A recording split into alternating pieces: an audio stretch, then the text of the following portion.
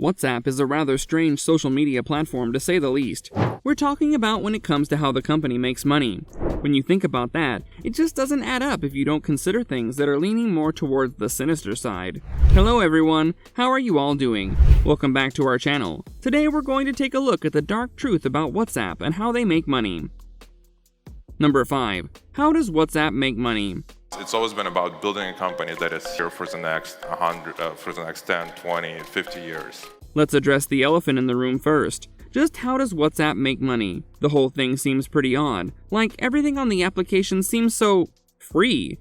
You literally just have to download the app and use it. No sort of payment or anything of that nature is required to use what WhatsApp has to offer to the fullest. At first, the people running the app claim that their services are only free for a year, but they always renew them.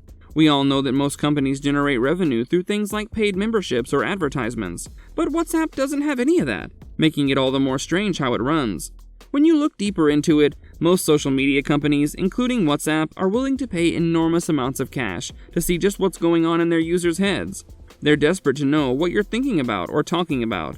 Although WhatsApp hasn't revealed just how they make money, the leading explanation is that they use a text recognition software to gauge changing trends among the population. The company then supplies other large corporations with this information, which lets them come up with more efficient production patterns, sales tactics, and advertisements.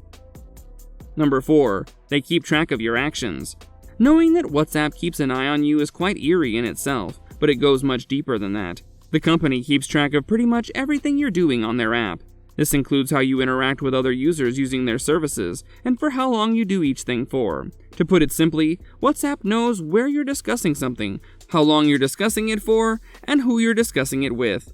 Such anxiety-inducing information is typically presented in a watered-down form. They call it metadata. However, as the infamous whistleblower Edward Snowden wrote in his book, the unfortunate truth is that the content of our communications is rarely as revealing as its other elements. The unwritten, unspoken information that can expose the broader context and patterns of behavior. Number 3. They can even share your information with the authorities. Alright, wearing my green shirt today to celebrate launching communities on WhatsApp. Not only does WhatsApp use your data to generate revenue, they can also use it to get you in trouble with the authorities. Sure, WhatsApp might not be a surveillance tool used by intelligence agencies, but it still almost certainly works with them. You see, if the need arose, they would share your information with the authorities in no time. We are prepared to carefully review, validate, and respond to law enforcement requests based on applicable law and policy, is what the app explicitly states on a page set up specifically for law enforcement authorities. On top of that, there's no guarantee that there won't ever be a leakage of your stored data in the future. Not only is a leak an issue, but getting hacked is also right up there. So yeah, putting your privacy at risk is just collateral for the company when it comes to them making money. Before we continue, make sure to like the video and hit the subscribe button if you're enjoying it. Also press the bell icon so that you don't miss out on any of our upcoming content. Now let's get back to what we were talking about.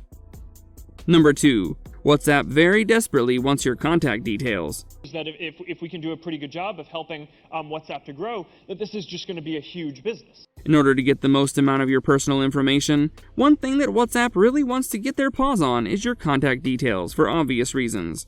If you don't let the application get access to those details, they can get kind of passive-aggressive, which is to say that they don't show you any of the names of your message threads, not let you make calls or start group conversations, which can of course get quite annoying.